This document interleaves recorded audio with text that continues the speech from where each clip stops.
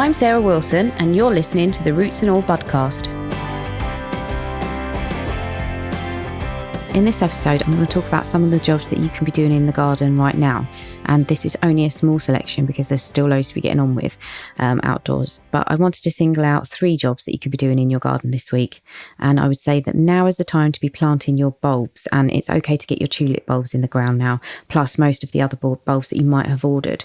And it's worth remembering that the general rule of thumb for planting bulbs is to plant them 3 times as deep as the actual height of the bulb, and plant them pointy end up and flat end down in most cases.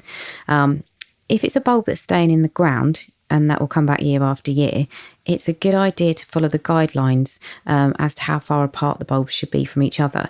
If you plant them too close, they'll be fine for the first year or 2, but you'll find they'll get congested quickly after that, and they won't flower as well, and you'll need to be lifting and dividing them much sooner than you would otherwise.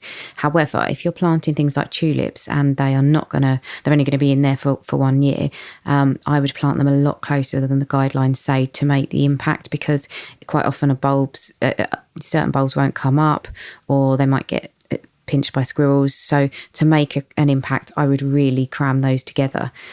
So my other jobs are, well, as you probably know by now, I'm a bit of a sucker for an expert. So I called on Adrian Scamp, who is the co-owner of Scamp's Daffodils in Cornwall, and I asked his opinion on bulbs, and specifically what he felt were some of the best varieties of narcissus.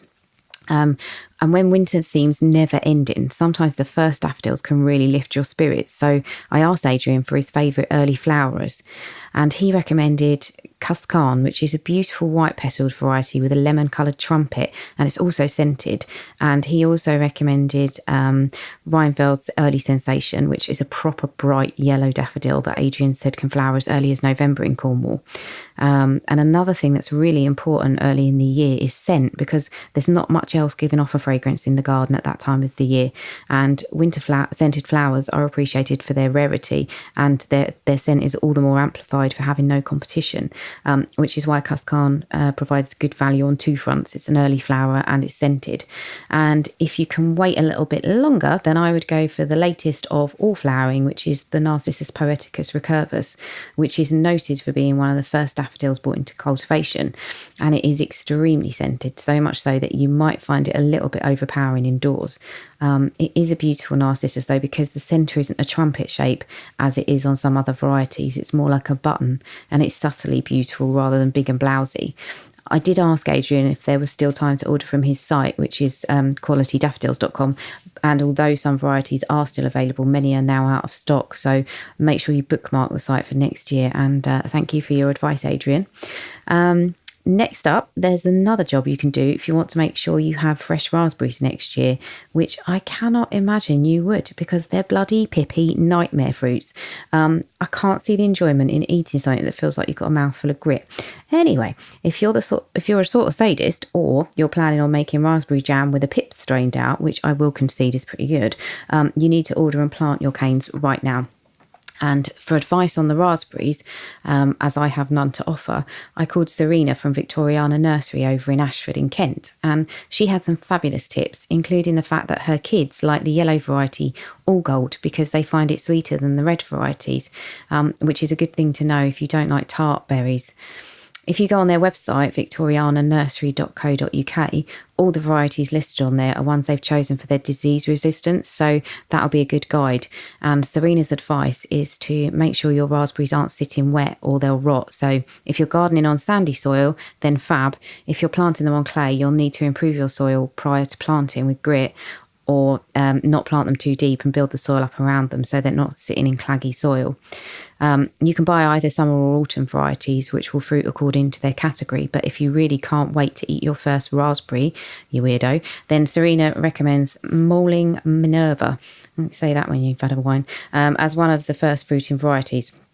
And my last job of the week is, if you haven't already done it, now is most definitely the time to get your terracotta pots into somewhere sheltered, such as the greenhouse or porch. So for this piece of guidance, I spoke to Jane at Witchford Pots. And if you've never seen Witchford Pots for sale and you fancy some really lovely pottery and you don't mind splashing a bit of cash, then you need to check them out. And one of the reasons Witchford Pots come in at the pricier end of the scale is because their pots are genuinely frost proof as opposed to frost resistant, which you'll find many pots are labelled as if you buy them from your local garden centre or DIY store, for example. I asked Jane what makes a pot frostproof, and she explained it's the quality of the clay, but also the temperature the pots are fired at. And this is the expensive part of the process, and it's where some manufacturers cut corners, giving you a pot that can't withstand the cold weather. If you have frost resistant pots and you're not able to bring them indoors, the best thing to do is empty the soil out of them if you can. If not, make sure they're standing on feet so the excess water can drain out, as it's the expanding and contracting of the water in the soil that causes problems. So if you're lucky enough to have Witchford pots, then you don't need to worry about any of this. However, Jane did mention if you have a pot from them that narrows at the neck, such as the urn or the jar shapes, it's best to loosen the soil inside or remove it altogether, as the soil has less room to manoeuvre in pots of this shape. If you do want to have a look at their website, it's witchfordpottery.com, spelled WHICH Ford.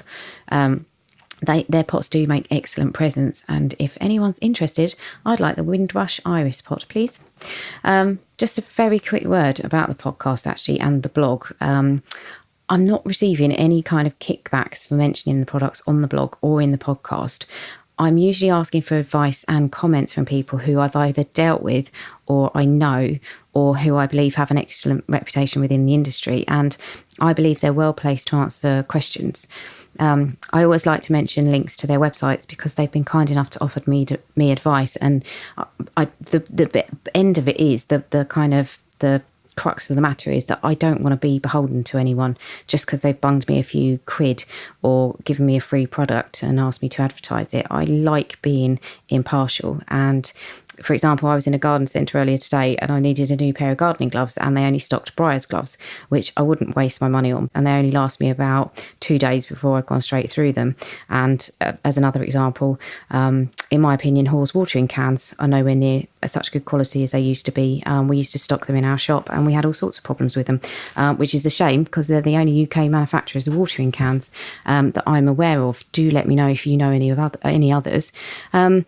But I want to be able to say things like this, and by doing this, if I tell you I really rate a book or recommend a favourite tool, you'll know it's not because not because they've paid me or sent me a freebie. And honestly, it's a rare beast nowadays that is properly impartial. So, on that note, if you'd like me to keep being impartial without resorting to nefarious or illegal activities to fund the podcast, it would be really, really awesome if you would go to my Patreon site, which is patreon.com/roots and all, and just bung me a couple of quid. Literally £2 would be awesome.